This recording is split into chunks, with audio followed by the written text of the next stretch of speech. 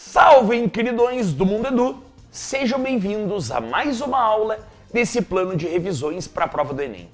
Aqui, professor Vasco do Mundo Física vai estar te passando algumas dicas sobre o que tu deve tomar cuidado quanto a termologia e calorimetria. Te liga, essas questões aparecem todos os anos e nunca ficaram de fora desde a primeira edição do Enem. Para começar essa revisão, dois conceitos tu tem que lembrar e tem que separar na tua cabeça. O conceito de temperatura e o conceito de calor.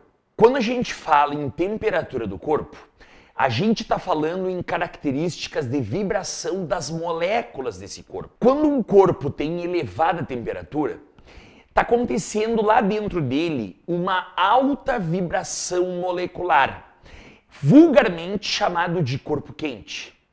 Enquanto a temperatura do corpo está baixa, significa que dentro deste corpo temos pouca vibração molecular.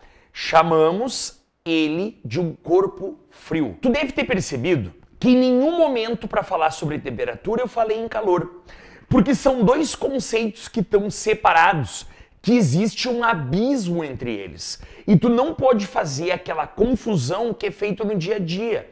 Corpo quente, corpo com muito calor. Corpo frio, corpo com pouco calor. Isso está completamente errado do ponto de vista físico. O calor, na verdade, é uma forma de energia. E é uma energia que vai ser trocada entre os corpos se entre eles houver uma diferença de temperatura. A temperatura é o que vai definir se o corpo troca ou não essa forma de energia. Fica atento porque tem muita gente que vai achar que o calor e a temperatura são sinônimos.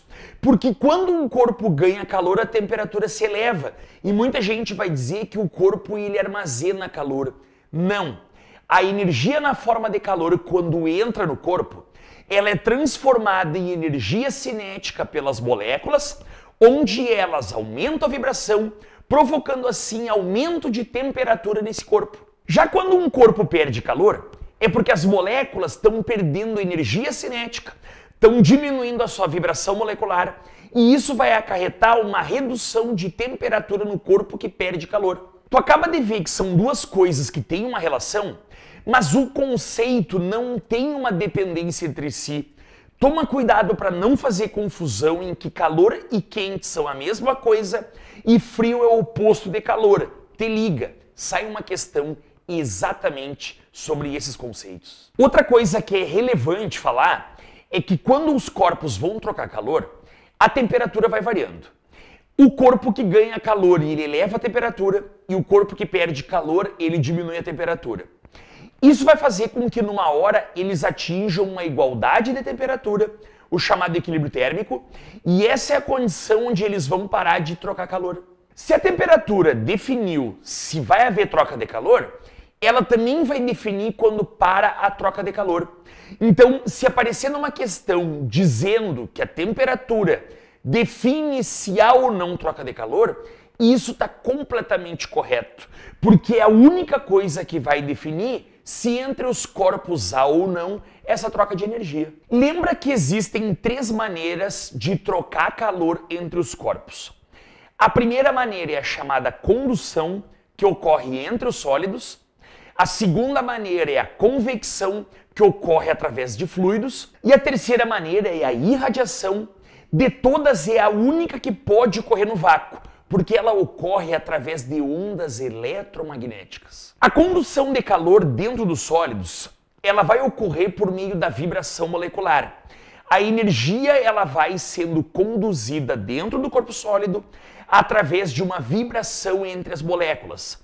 Lembra que essa condução ela depende basicamente de 4 fatores. Primeiro fator, a diferença de temperatura entre os corpos. Quanto maior a diferença, maior vai ser essa condução de calor. A área dos corpos. Quanto maior a área de um corpo, maior vai ser a liberação ou maior vai ser a recepção de calor. A terceira é a espessura dos corpos. Um corpo de pequena espessura libera ou recebe mais calor. E um corpo de maior espessura vai liberar ou receber menos calor. E o quarto fator é a condutividade térmica, a propriedade do material que são feitos os corpos, e isso vai influenciar diretamente na condução de calor. Corpos de alta condutividade térmica são os corpos bons condutores de calor, por exemplo, os metais.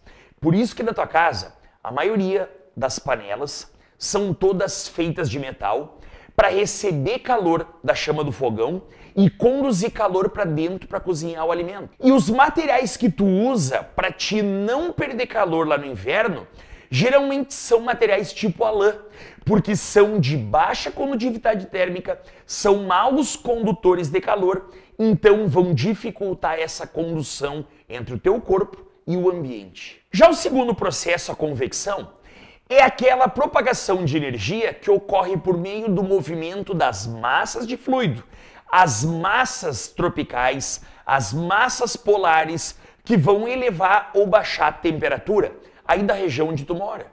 Quando chega na região onde tu mora uma massa de ar tropical, é uma massa de ar de elevada temperatura que vai liberar calor para essa tua região e aí os corpos tendem a esquentar. Já quando chega uma massa de ar polar, é uma massa de ar de baixa temperatura. Quando chegar na tua região, ela vai retirar calor dos corpos e eles tendem a baixar a temperatura. O movimento dessas massas de fluido está relacionado exclusivamente quanto à diferença de densidade. O ar-condicionado da tua casa, ele vai jogar o ar frio no ambiente que desce, entrando em contato com os corpos e vai acabar retirando o calor dos corpos. Isso faz com que essa massa de ar tenha um aumento de temperatura e isso faça com que ela tenha uma redução de densidade. Por isso o movimento dela é de subida e aí que está a questão, massa de ar quente, por ser menos densa, sobe. E massa de ar fria, por ser mais densa, ela desce. Vale lembrar que isso também vale para os líquidos. Os líquidos também têm essa movimentação dentro de um recipiente pela diferença de temperatura, ou seja, pela diferença de densidade. A convecção dá origem aos ventos e aquelas brisas que a gente tem no litoral, que existe uma diferença entre o dia e a noite. De dia, por exemplo, o ar sobre a areia fica mais quente, por ser menos denso sobe, puxando o ar de cima da água, que é um ar mais frio. E de noite ocorre o processo inverso. A água, por estar mais quente, esquenta o ar, ele sobe e vai puxar o ar de cima da terra, que está mais frio, para cima da água. E isso acaba sendo um processo que gera as correntes. De dia, a chamada brisa marítima, e de noite, a brisa terrestre. Já a irradiação é a transmissão de energia na forma de calor que ocorre por ondas eletromagnéticas. É como tu recebe calor quando fica lá no lado de fora da casa, exposto ao sol. Quando o sol bate na pele, tu tem a percepção de que tua pele está queimando. Por quê? Porque tu está recebendo ondas eletromagnéticas da forma de calor que está dentro da luz do sol e essas ondas, quando batem na tua pele, acabam provocando uma interação onde as moléculas do teu corpo vão aumentar a vibração. Vale ressaltar que a absorção de irradiação depende somente da cor dos corpos. Quanto mais claro for um corpo, menos ele absorve radiação, por isso ele menos aquece quando exposto ao sol. E o corpo, quanto mais escuro for, mais ele absorve radiação, por isso que ele mais aquece quando exposto ao sol. E uma dica muito importante é que essa irradiação é a maneira pela qual a gente mais perde calor no dia a dia. É a maneira como o nosso corpo mais perde calor, principalmente no inverno. Por isso que no inverno o nosso metabolismo ele é muito mais alto devido à grande perda de calor por irradiação e por isso que ele tem que metabolizar muito mais energia para conservar a temperatura do teu corpo. Outra coisa que é importantíssima na revisão é os efeitos da troca de calor. Quando o corpo troca calor, podem ocorrer dois fenômenos, ou variação de temperatura ou mudança de estado. Lembra que quando há mudança de estado, as substâncias puras conservam a temperatura constante. Então fica atento, porque na física a gente não trabalha com misturas. É lá na química que nós temos a eutética, a zeotrópica, e na física a gente se detém apenas as substâncias puras. A quantidade de calor que um corpo tem que trocar para variar a temperatura depende de três fatores. Depende da massa do corpo, Depende do material do corpo, o famoso calor específico, e depende da variação de temperatura, quantos graus tu quer que o teu corpo ele aumente ou ele diminua. E a quantidade de calor que vai provocar no corpo mudança de estado, ela vai depender exclusivamente da massa do corpo e de qual substância é o corpo e também de qual mudança de estado o corpo vai ter. Aquele famoso calor latente de troca de estado. Quando a gente fala em trocas de estado, a gente tem que lembrar também quais são essas mudanças de estado. Sólido, líquido e vapor são estados que diferem entre si quanto à organização molecular. À medida que esses corpos vão trocando calor, eles vão modificando essa estrutura molecular, a maneira como elas estão organizadas. Lembra que para te passar do estado sólido para o líquido e do líquido para o vapor, são processos que têm que haver absorção de calor pelo corpo. E o processo inverso, de vapor para líquido e de líquido para sólido, são processos que têm que haver exclusivamente perda de calor. Fica atento que a gente pode chamar de processos endotérmicos quando há recepção de calor e processos exotérmicos quando há liberação de calor. Para finalizar a aula, a dica mais importante que eu vou te dar é tu pegar esses conceitos de temperatura e calor e os fenômenos de troca de calor e lembrar tudo o que acontece no teu dia a dia.